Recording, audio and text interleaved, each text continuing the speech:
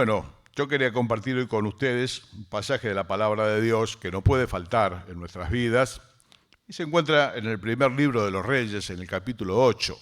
Una ocasión muy especial. Lo que se inauguraba era el primer templo judío, aquel que había pensado el rey David y construyó su propio hijo Salomón, la casa de Dios, el templo, el, el orgullo judío, por decirlo de alguna manera. Dios iba a habitar en medio de ellos. Dios no habita en casas hechas por las manos humanas. La Biblia dice que los cielos de los cielos no lo pueden contener, cuanto menos esta casa. Dios ha querido habitar en cada uno de nosotros, pero bueno, en ese momento se hizo el templo. Se trabajó mucho, muchísimo. Era una casa especial. Hasta ese entonces lo que tenían era como una carpa estructural que se llamaba tabernáculo, como una tienda, y la presencia de Dios estaba allí en algo que hoy vamos a ver, que era el arca. ¿Qué es el arca? El arca del pacto, el arca de la alianza. Bueno, es un elemento, vamos a decir así, que Dios mandó a construir y que lo buscan los arqueólogos hasta el día de hoy. Está perdida. La buscó Indiana Jones en la película, todo eso. Bueno, el arca existe, una especie de caja rectangular. Dios dio las medidas exactas para que esa caja se hiciese.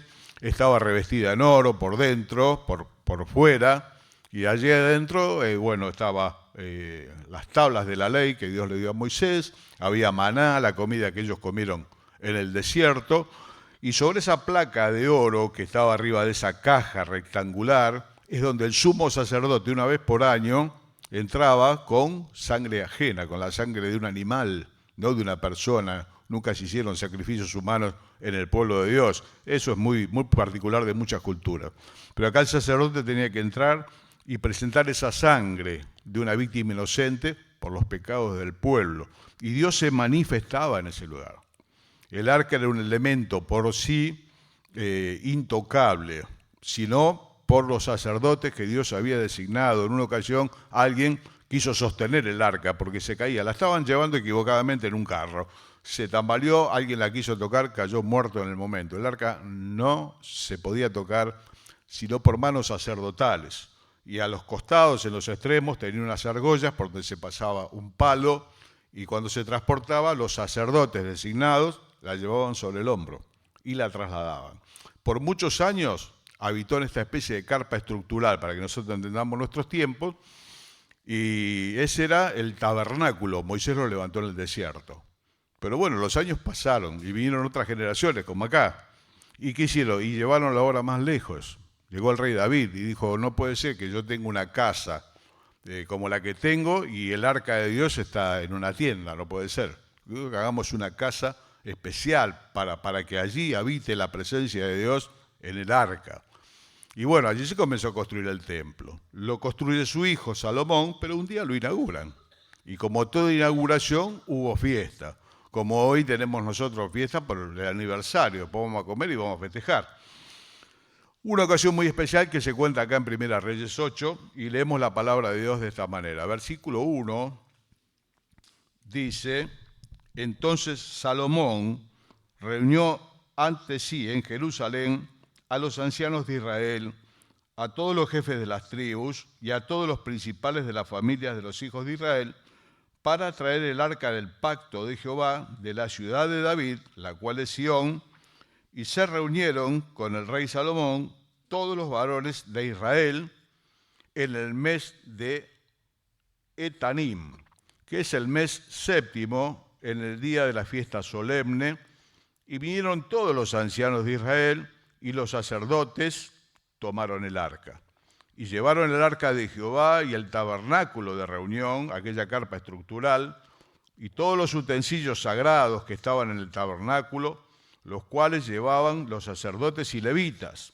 Y el rey Salomón y toda la congregación de Israel que se había reunido con él, estaban con él delante del arca, sacrificando bueyes y ovejas que por la multitud no se podían contar. Y los sacerdotes metieron el arca del pacto de Jehová en su lugar. Y los sacerdotes metieron el arca del pacto de Jehová en su lugar.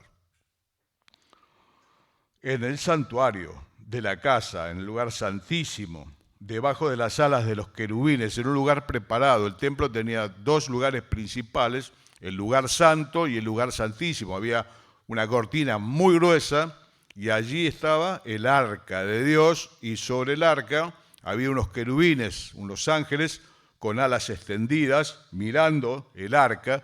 Entonces la colocaron allí, en el lugar. ¿En qué lugar? En el lugar santísimo, donde nadie podía entrar sino el sacerdote una sola vez por año, con sangre, volvemos a decir, de un animal, para presentar por los pecados del pueblo. Allí dejaron el arca, en su lugar. Versículo 7 dice, porque los querubines tenían extendidas las alas sobre el lugar del arca, y así cubrían los querubines el arca y sus varas por encima. Sacaron las varas de manera que sus extremos se dejaban ver desde el lugar santo, que está delante del lugar santísimo, pero no se dejan ver desde más afuera, y así quedaron hasta hoy. En el arca ninguna cosa había sino las dos tablas de piedra que allí había puesto Moisés en Horeb, donde Jehová hizo pacto con los hijos de Israel cuando salieron de la tierra de Egipto. Esto es lo que había dentro. Verso 10 dice, y cuando los sacerdotes salieron del santuario, la nube llenó la casa de Jehová. La nube de la gloria de Dios llenó la casa de Jehová, y los sacerdotes no pudieron permanecer para servir, para ministrar, por causa de la nube, porque la gloria de Jehová, la gloria de Dios, había llenado la casa de Dios. Cuando el arca fue puesta en su lugar, el lugar que le corresponde, el lugar santísimo donde nadie puede entrar, sino el sumo sacerdote, bueno, allí pasó que la nube de la gloria de Jehová, que los judíos llamaban la Shekinah, llenó la casa de tal manera que los sacerdotes no podían entrar para hacer el servicio de la casa de Dios. Fueron llenos de la gloria de Dios. Y mis hermanos, el arca es una figura de aquel que iba a venir muchos años después, que es el Señor Jesucristo. La figura del Señor, de madera de acacia, recubierta en oro, sobre el cual se hacía la expiación de los pecados del pueblo. Es una figura del arca del Señor que hizo la expiación por medio de sí mismo, dice la Biblia. No se hizo sobre una caja de madera, no se hizo con sangre de animales inocentes, sino con la propia sangre del Hijo de Dios, que es Dios manifestado en carne. Hizo la propiciación, llama la Biblia, la expiación de los pecados de todos a través de su propia sangre. Él fue la víctima, Él fue el sacerdote, Él fue todo y lo es todo. Lo es todo en el pueblo de Dios. Lo más importante que nosotros tenemos acá no es el salón, es la presencia de Dios. Esto es lo más importante que puede encontrar alguien en medio nuestro. Dios en medio de su pueblo. ¿Cuál es la riqueza del pueblo de Dios? La persona de Dios. Todo lo demás va a pasar. Algún día estas paredes se demolerán. Vaya a saber qué pasará en el futuro. Estamos esperando a la venida del Señor. Cuando el Señor venga, tal vez muchas de estas cosas dejen de ser. Pero Dios es para siempre. El Espíritu de Dios habita hoy el corazón de cada cristiano verdadero, renacido por la gracia de Dios, y de esta manera está presente en la iglesia, en el salón, podríamos decir, en medio nuestro. Bueno, dice la palabra de Dios que seamos llenos del Espíritu Santo. Y este es el anhelo que todos tenemos, ser llenos del Espíritu Santo, que significa ser gobernados totalmente por el Espíritu Santo que habita en nosotros. Esto no pasó nunca en la historia del pueblo de Israel. Dios habitaba sobre el arca, allí en el templo de piedra.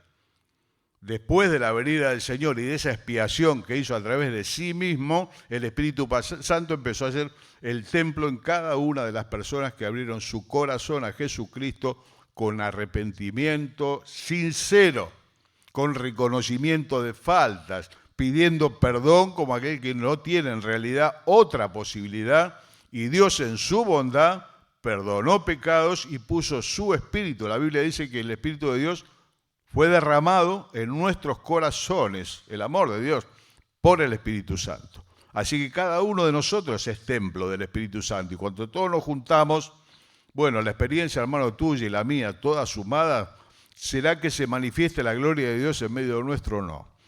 Acá la gloria de Dios se manifestó de tal manera que ya no podían entrar a hacer el servicio habitual los sacerdotes. Pero hermano, ¿cuál es el secreto? Yo lo leí un poco más pausado, no sé si se dio cuenta. Esto pasó cuando los sacerdotes pusieron el arca de Dios en su lugar. En su lugar. El lugar que le corresponde. ¿Cuál es el lugar que le correspondía? El lugar santísimo, que nadie podía ver sino el sacerdote. Un lugar muy especial. ¿Y cuándo se va a producir la llenura del Espíritu Santo en tu vida, en la mía, por lo tanto en la iglesia? Porque la iglesia es la suma de todos nosotros. No son las paredes, somos las personas. ¿Cuándo se va a manifestar la gloria de la misma manera? Cuando los cristianos, hijos de Dios, pongamos no el arca, sino la persona del Señor Jesucristo donde tiene que estar. Y no es en el lugar santísimo, porque ese templo ya no está más, lo destruyeron, sino en el lugar santísimo de tu vida, que es tu corazón y el mío. Es nuestro ser interior. Eso es el corazón. La Biblia habla del corazón como el ser interior del ser humano. Y cuando el arca se pone en el lugar, en su lugar, y Jesucristo toma su lugar en la vida de sus hijos, la casa se llena de la gloria de Dios. Y todos somos llenos del Espíritu Santo. Y se nota de lejos. Se nota, hermano, se nota. Alguien dijo una vez, con una pregunta dolorosa, si Dios sacase el Espíritu Santo de la iglesia, ¿se notaría? Y algunos se apresuran, hermano, pensémoslo. ¿Cómo está la manifestación del Espíritu de Dios en nuestra vida? ¿Se nota o no se nota? Se debiera notar. Se notó en Moisés la presencia de Dios cuando bajó de estar con Dios allí en el monte. Se notaba la presencia de Dios en los discípulos, que eran pescadores, hombres rudimentarios. Y se conocía, se veía que habían estado con Cristo, con la verdadera arca de salvación. Lo otro fue... hoy lo buscan como un elemento sagrado. Lo que pasa es que el corazón del hombre es idólatra por naturaleza, pero eso es una figura de algo mucho más importante, que era la persona del Señor Jesucristo. Y esto es lo importante, que el arca esté en su lugar. Cuando ellos pusieron el arca en su lugar, la casa se llenó de la gloria de Dios. Y hermanos, cuando nosotros realmente, porque esto es una decisión personal, de cada uno, ¿qué lugar ocupa, hermano, en tu vida el Señor? ¿Quién se sienta en el trono de tu vida y de la mía? Esa es la pregunta que nos tenemos que hacer siempre. ¿Quién se sienta en el trono de mi vida? El trono es el lugar de donde se gobierna. El trono es sinónimo de gobierno. Se sienta el rey en el trono. Bueno, hermano, ¿quién se sienta en el trono de tu vida?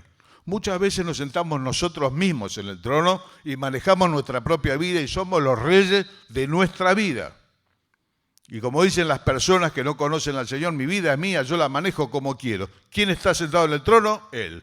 ¿Quién está sentado en el trono? Ella. ¿Cómo le va? Como la mona. Está a la vista, ¿no? Prende la televisión, en los diarios, te vas a dar cuenta cómo le va a la gente que está sentada en el trono, él. ¿Cuál es el problema? Que a veces nosotros, que somos del Señor, todavía seguimos sentados en el lugar que no nos corresponde, porque el lugar de gobierno le corresponde a aquel. ¿A quién escuchamos hoy? Vinimos a adorar a Dios en la persona del Señor Jesucristo. Otro dijo una vez, no es lo mismo tener el Espíritu Santo como residente que como gobernante. A veces decimos, sí, yo tengo el Espíritu Santo, porque lo dice la Biblia, no porque lo sintamos, lo dice la Biblia.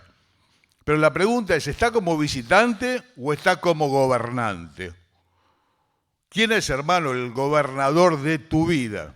¿Quién maneja tu vida? Mucha gente quiere, obviamente, quiere Jesús Salvador. Pero la Biblia dice que Dios le hizo Señor y Cristo. No se vende por separado, de hecho no se vende. Es un don de Dios, es un regalo de Dios, que Dios hace al ser arrepentida la persona. Bueno, hermano, ¿quién se sienta, querido, en este lugar? En este momento. Porque los cristianos tenemos momentos, ¿no? Tenemos momentos donde el Señor está al mando a través del Espíritu Santo. Y a veces nos sentamos un ratito nosotros. Tomamos nuestras decisiones, porque mi vida es mía y la manejo como quiero. Eso lo dicen de la puerta para afuera, eso acá adentro no hay que decirlo nunca. Nunca los cristianos no tenemos que decir, mi vida es mía, la manejo como quiero. Porque dice la Biblia que fuimos comprados por precio. no por plata, sino con la sangre preciosa de Jesucristo, como de un cordero inmolado. Por tanto, decía el apóstol Pablo, ya no vivo yo, sino que vive Cristo en mí. Y lo que vivo ahora en esta humanidad, lo vivo conforme,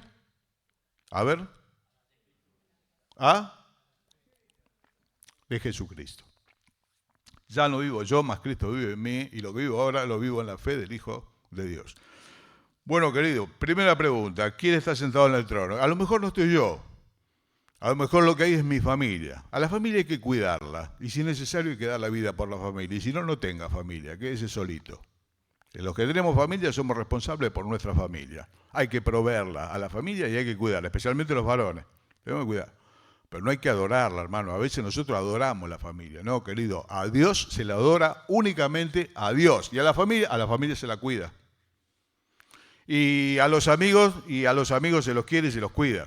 Y no hay mayor amigo que aquel que pone su vida por el otro. Esto es así de claro. Pero a veces en nuestro corazón, en el lugar santísimo, en el lugar que tiene que estar, no la figura del arca, el Señor, vaya a saber quién está sentado. ¿Se llena así del Espíritu Santo? No se llena así del Espíritu Santo. El Espíritu Santo pasa a un costado, dicho de alguna manera con todo respeto, como visitante, como quien dice, la ve pasar. Es testigo de nuestras decisiones, de nuestra soberanía, que no fue como no fue, humanamente hablando. ¿Cómo está el mundo? Envuelto en llamas. ¿Por qué? Y bueno, porque los hombres dijimos que nosotros somos el soberano. No queremos que este reine sobre nosotros, dijeron los judíos en aquel tiempo. No queremos que este reine sobre nosotros. No tenemos más rey que César. Frases tremendas que marcaron, que sajaron el pueblo de Israel durante 2000 años. Lo pisotearon todos. Mataron millones. Tomaron la peor decisión. No queremos que este reine sobre nosotros. No tenemos más rey que César. ¡Qué blasfemia! El rey de Israel es el rey de los reyes, es Dios. Hoy mencionamos Jehová. Jehová es uno de los nombres, de los tantos nombres que Dios tiene. Hermano, le fue mal. Cuando Dios no está en el trono, las cosas van mal. No sabemos pedir como conviene, no sabemos tomar decisiones, no sabemos lo que va a pasar mañana. Entonces es necesario, como le dijo el Señor a aquel que subió para verlo a Zaqueo, es necesario que yo hoy more en tu casa. Bajá, Zaqueo. Zaqueo, como era bajito, subió a un árbol a ver qué onda, como dicen los chicos, ¿no? Pasaba Jesús, él subió a ver qué onda. El Señor lo miró, le dijo, Zaqueo, desciende del árbol, porque es necesario que yo hoy more en tu casa. Y es necesario, querido amigo, si hoy viniste a visitarnos, es necesario que el Señor Jesús hoy habite por la fe en tu corazón. Esto va a pasar solamente si vos se lo pedís. Dios no le tira la puerta abajo a nadie. Es un acto voluntario donde las personas decimos, Señor, quiero pedirte perdón por mis pecados, quiero que ocupes el lugar principal de mi vida, el lugar santísimo, bueno, que es el corazón. La Biblia dice, dame, hijo mío, tu corazón. Dios no quiere tu plata, Dios no quiere tu esfuerzo, Dios no quiere sino tu corazón. El trono es para el rey. Nosotros no somos reyes. ¿Y cuándo la vida va bien? Cuando el rey está en el trono. Bueno, hermano, cada uno se hace la pregunta, ¿no? ¿Dónde está en este momento el Señor? ¿Quién está gobernando tu vida? ¿La gobierna vos? ¿La gobierna Él? ¿La mía? Son preguntas que yo me las hice primero cuando leí el texto. ¿Y cuál es el otro deseo? El otro deseo que al pasar esto, el Señor sea el centro de la iglesia. A veces nos preguntan qué somos. ¿Son bautistas? ¿Son pentecostales? ¿Son hermanos libres? ¿Son luteranos? Hay un montón de ramas evangélicas, cosa que hemos hecho los hombres a través de los siglos, ¿no? Bueno, nosotros provenimos de una de ellas que son los hermanos libres. Pero bueno, hermanos, más allá de eso, nosotros lo que queremos ser es cristianos. Así se llamó a los seguidores de Jesús en el primer tiempo, cristianos, pequeños cristos, cristianos cristocéntricos, que tienen a Dios sentado en el trono y que tienen por sumatoria en la iglesia Dios en el centro. Dios es el centro. Cantamos una canción, dice, el centro de mi vida, sé Jesús. El centro de mi vida, sé Jesús. El centro de la iglesia, sé Jesús. La iglesia va a ser bendecida cuando el centro de la iglesia sea Jesús.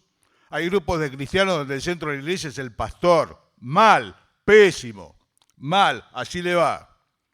A veces los pastores queremos ocupar un poquito el lugar. Miren, hermano, las iglesias tienen un trono. Cuando alguno de los pastores se sienta en el trono, dura poco. Normalmente es así. El trono está caliente para los seres humanos. Como nos sentamos, después de un tiempo salimos. La gloria del hombre perece.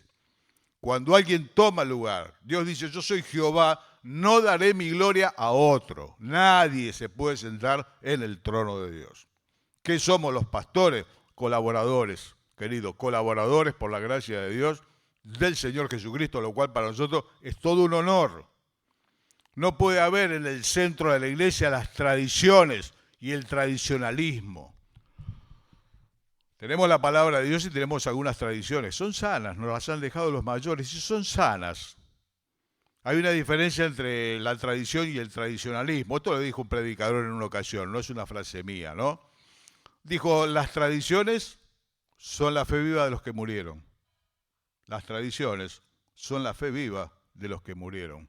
El tradicionalismo es la fe muerta de los que viven. Son dos cosas distintas. Las formas, las liturgias que hemos armado los seres humanos, que son, nadie lo dice, son más importantes que el Señor. Esto acá lo hacemos así. ¿Qué? Son nuestras costumbres. Les dijo el Señor Jesucristo a los judíos de su tiempo, bien invalidan ustedes la palabra de Dios por sus costumbres. En el medio de la iglesia no está ni el pastor, ni las costumbres, ni las filosofías de este mundo. Plagadas las iglesias de filosofía de este mundo, con autoayuda. No, querido, no. Y la frase ayúdate que te ayudaré no es bíblica, alguien la inventó por allí, no está en la Biblia. No está, porque el ser humano no se puede ayudar a sí mismo. Solamente Dios le puede ayudar. Por tanto, no existe el libro de autoayuda cristiana. No existe. Lamentablemente sí existe. No debiera existir. Porque el ayudador del pueblo de Dios es Dios mismo en persona. El centro de la iglesia, sé Jesús. Y todos nosotros alrededor. En muchas iglesias, la mesa esta, que le llamamos la mesa del Señor, se pone en el centro y todos los bancos, las sillas están alrededor. Estamos alrededor. La estrella, lo importante es Él. Nosotros somos pecadores arrepentidos, beneficiados por el perdón que Él nos da y recordamos cada domingo en el pan y en la copa. Pero el importante de la iglesia, hermano, es el Señor. Debiera ser el Señor. Y muchas veces somos los señores con minúscula. No, la iglesia de fulano, la iglesia de Jesucristo. ¿Cómo le da miedo a fulano que digan que la iglesia es de fulano? La iglesia no es de nadie, hermano, la iglesia es del Señor. Y es muy bendecida cuando cada cristiano pone al Señor en el trono y en conjunto ponemos al Señor en el trono. Todo alrededor del Señor. Ahora, querido, ¿quién reemplaza hoy al Señor? El Señor está a la diestra del Padre orando por vos y por mí, intercediendo en favor nuestro. El Señor mandó el Espíritu Santo, que es tan Dios como el Padre y como el Hijo, a tu corazón y a mi corazón. Por lo tanto, cuando demos el trono, el gobierno de la vida, se lo estamos dando al Espíritu Santo, que es el Hijo y que es el Padre. Y de esta manera, las cosas, hermanos, van a funcionar. Cuando las cosas estén en su lugar. Ahora bien, ¿qué otra cosa tenemos en medio nuestro? La Biblia, hermano, las palabras de Dios. Queremos ser una iglesia bíblica. Tenemos ese deseo en el corazón, los pastores, de ser una iglesia bíblica. Es pentecostal, es bautista, es los hermanos libres. Todas las denominaciones tienen problemas, todas. Las inventamos los hombres. Queremos ser una iglesia bíblica, cristocéntrica, que se guía por la palabra de Dios. Los antiguos decían a la ley y al testimonio. Y el que no diga de esta forma todavía no le amaneció. Acá hoy lo que representa a Dios es su palabra. El que guarda mi palabra, ese es el que me ama. Esta vez la vara, así se la llama también, es la vara de medir. Todo pasa por acá. Toda práctica de los seres humanos tiene que pasar por acá. ¿Gobierna la iglesia quién? La palabra de Dios. Dios a través de su palabra gobierna la iglesia. En muchas iglesias esto está desapareciendo junto con esto. O se lo pone en un rincón o directamente no se lo pone y sale algún carismático muy comprador a decir una cantidad de cosas que no tienen nada que ver con la palabra de Dios. No sé cómo hacen algunos pastores masivos para hablar media hora sin mencionar un texto bíblico. No lo sé, no lo puedo entender. No, el centro de la vida es Jesús. El centro de la iglesia es la palabra de Dios. Porque el Señor es el verbo, el Señor es la palabra y la palabra es el Señor. Hay ni ida y vuelta. No, hermano, la palabra de Dios tiene que gobernar tu vida, la mía. De esta forma gobierna la iglesia. Los pastores no somos autoridades. Ejercemos autoridad con la palabra de Dios. Presentamos la palabra de Dios, que es ley para vos y para nosotros. Los pastores no estamos aforados. Tenemos acá los senadores, los diputados, tienen fuero. No se lo puede tocar, pero él tiene fuero. Es un delincuente y está condenado, pero tiene fueros. Los pastores no tenemos fuero. Somos tan ovejas como el resto. Y nos caben las generales de la ley. ¿De qué ley? De la palabra de Dios. La palabra de Dios es tan verdad para vos como para nosotros. Así debiera ser. Y una iglesia que se rige por la palabra de Dios. Una iglesia bíblica. Una iglesia cristocéntrica. Dios quiera que sea así. Es nuestro deseo de cumpleaños. Nos hacen pedir 3 deseos para los cumpleaños. Con uno nos arreglamos, hermano. Que el Señor esté en el trono. Cuando pusieron el arca de Dios en su lugar, la iglesia se llenó, el templo se llenó de la gloria de Dios. De manera tal que los sacerdotes no podían entrar a hacer su oficio. Dicho de otra manera, los hombres quedamos afuera. ¿Por qué? Porque Dios lo ocupó todo. La gloria de Dios llenó todo de tal manera que no quedaba lugar para los hombres. Dios quiera que sea así. Qué bendición sería, hermano, para nosotros que esto fuese así. Que la presencia de Dios en este lugar fuese tan manifiesta que a los hombres no nos quedase otra cosa que contemplar, como cantamos hoy, ¿no? Contempla a Dios cuando miro los claros cielos y lo que es obra de tus manos, decía el salmista. Digo, ¿qué es el hombre? Para que tengas de él memoria. El Hijo del Hombre, para que lo visites. Mira el cielo. Alguna vez que estés en el campo, que las luces están apagadas, no hay luz de ciudad, mira el cielo. Se te viene encima, parece que te va a tragar. Con estrellas que son mucho más grandes que nuestro planeta Tierra. Dios hizo el cielo y hizo las estrellas. Sin embargo, quiso habitar en vos y quiso habitar en mí. Por la sangre de un cordero, inmolado, que no es un animalito como se ofrecía en el tiempo de Israel. El cordero inmolado es el Señor Jesucristo. ¿Qué lugar va a ocupar, hermano? Ponemos el arca en el lugar, vamos a tomar la decisión. ¿Estás sentado vos en el trono? Bájate. Está sentada la familia cuídala, pero no le des el lugar de Dios. El lugar de Dios, Dios no le da la gloria a otro, para nada. Ni que hablar de porquerías menores, ¿no? A veces el que está sentado en el trono es un Dios con minúsculas, se llama Mamón. No porque toma mucho alcohol, es el Dios de las riquezas. Es la plata. Pero la plata no tiene moral. El problema es el amor por el dinero. La Biblia no condena el dinero, condena el amor por el dinero. ¿Quién gobierna mi vida? Y a veces la gobierna la moneda. Lo importante es la plata, la salud va y viene, dijo uno, ¿viste? Acá lo importante es triste, pero muchas veces es así y hay que reconocer con lágrimas que nos pesa más esto que otra cosa. Y si es así, es idolatría, querido. La avaricia, dice la Biblia, es idolatría. Es adorar al dinero. Hoy las personas que no conocen a Cristo adoran el dinero. Y lamentablemente muchas veces miembros del pueblo de Dios adoran lo mismo. Eso es idolatría. Cae mucho peor un borracho, ¿no? Está borracho, ¿cómo está esta persona? Sin embargo, el idólatra, el avaro, puede venir bien vestido, le hacemos lugar y todo. Es avaro, es un idólatra. ¿Qué maneja tu vida? ¿La maneja vos? ¿La maneja tu familia? ¿La maneja la plata?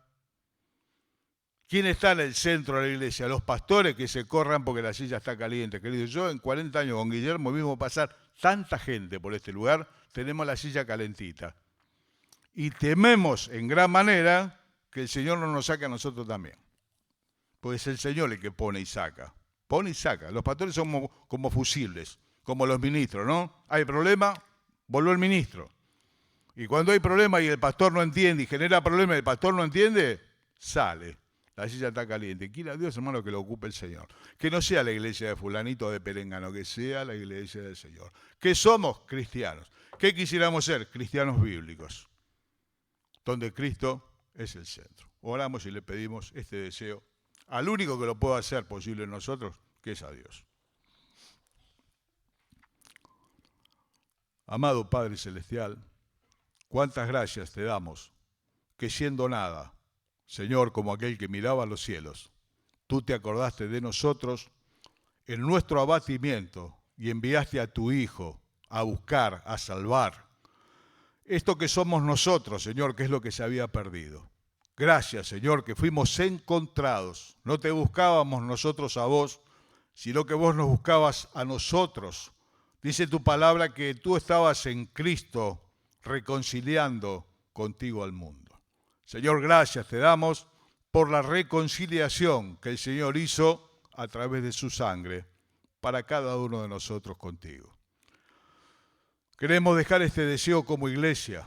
Confesamos que no lo alcanzamos, que muchas veces tomamos nuestras propias decisiones, que estamos sentados en el trono, que somos los señores de nuestra vida.